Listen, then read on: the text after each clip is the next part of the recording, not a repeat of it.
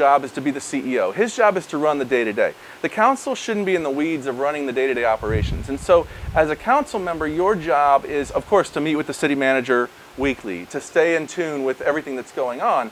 But your job is not to run the city. And I think we want to make sure that people understand how a council manager form of government works. So for me, yes, I will be at all the meetings. I'll make sure that I do my homework.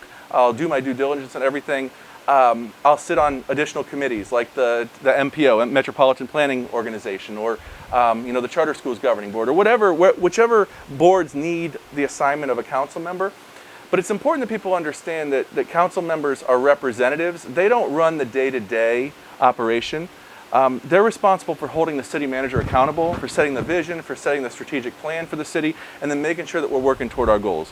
So, at the end of the day, what is the right salary is kind of, I think you were getting at with what does the council do. I think that's going to need to be a study that's done by a committee of independent folks who have expertise in compensation, who have expertise in all different areas, and we have public meetings and public hearings and public input, and then maybe in 2026, you put that to a referendum vote where, whatever, based on that recommendation, whatever that salary is, whether it's $50,000, whether it's $60,000, whether it's $70,000, whatever it is, we need to listen to the people and we need to make sure that we have that input. And if they had done that this time, then I believe that they would have had something on the ballot here in 2026 and people would have potentially voted for it. They might have voted it down, who knows? Right. But the reality is that I will say, in a city of our size, in a growing city of our size, the job of our council with having to with all of the land use hearings and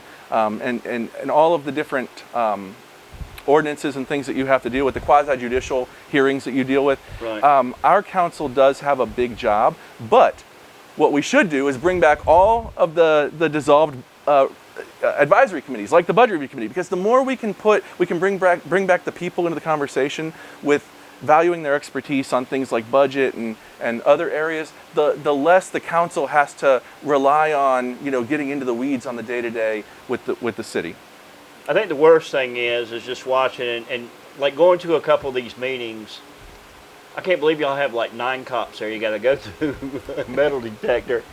I also just go to a city council meeting. Yeah. What the heck is up with that? So I'm just asking. I'm just asking this. Obviously, so safety and security is obviously a critical thing. I'm not involved in that. And we won't as council. I think that at the end of the day, the police chief is going to make that decision on who needs to be there for security purposes. I think this council has riled some people up, and so I think they've got some extra security there. But I tend to be someone who says, listen, let's be responsible with things like that. Do we need 2 armed officers there? Do we need 3? Whatever the case might be. But I'll leave that to the experts. I'll leave that to that one time that I was there. It's like, my God. That's going to be Chief Sizemore's decision on what he thinks is the way to have the optimum security there based on the need. Okay, Yeah. I got you. No, I'm just messing with you. I'm sorry. Okay, so the next thing is with like crime rate and stuff like that. Have you seen the crime started rising here? I mean, murders and not robberies. I haven't. You see it on the news every once in a while, but then burglaries and stuff like that, car burglaries and stuff like that. So if you're sitting there and you're talking to the police officers, because y'all got to deal with police officers too, or the chief of police, because y'all are making recommendations, right? Right. So what kind of recommendations do you? So again, the city manager is responsible for the day-to-day operations, and he oversees the different divisions, including the police department. He hires the police chief, right. the fire department, through the public works and so on. So what I would say is, as far as statistics go, I don't know the exact statistics on which crimes are up and which crimes are down. I will say that I love this city, and I think most people who live here love this city. And I believe that our police force does a dang good job. Do they maybe need some more resources? Yes, and I think they've advocated for that in the current budget with some additional road patrol and some additional resources, and I think that the council is working to provide those things to them, as well as I think that they just recently made the decision, or they're going to be moving forward with the budget to do the half-back rate instead of the full rollback rate, which is one of those challenging decisions you have to make as a council, to have those essential services and make sure you're taken care of and having the, your police officers and your public service. So I believe they're going to try to give a 10% raise in certain categories to be able to bring us up closer to the 75th percentile when it comes to pay for the police. So at the end of the day, the way that you make sure you have a safe city is you have a police force that is competent, you have great leadership, you have great planning, you're proactive in your approach, and you pay them because you want to retain them. You want police officers who are going to be able to live in this city, right? Who are going to be able to have families in this city. You don't want a police officer to be, to have to live over in Punta Gorda or Port Charlotte or somewhere and have to drive here every single day. That's gas money and everything else that we're having to burn out for them. So, looking at that, though, that's actually a pretty good idea. And now, what about like bringing jobs and stuff like that into the city? I mean, Sure. I guess we need more jobs here. I think we got plenty of businesses, but it seems like. Yeah. So and listen, this is, I think, the most important thing, right? The stipend is low-hanging fruit. Things like J.C. Park, it's tragic what's happening there, and there are many people who care about those things, and I care about those things. But what's most important for our future is how we get the economy, education, and workforce right? How are those things interconnected? How do we make sure that we're growing our commercial tax base, creating jobs that actually pay well enough to keep our people here, right?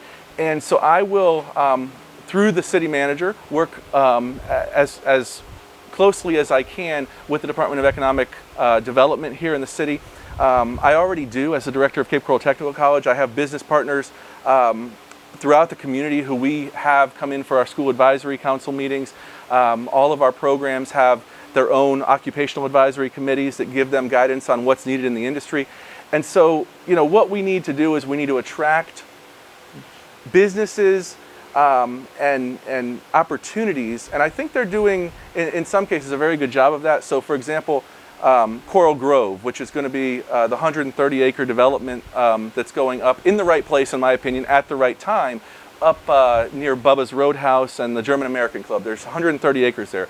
The Cape Coral Grove project is a game changer because what they're doing is they're working with a developer to do a mixed use where they're going to have hotel and high-end condos and apartments, as well as all kinds of commercial opportunities, a performance area.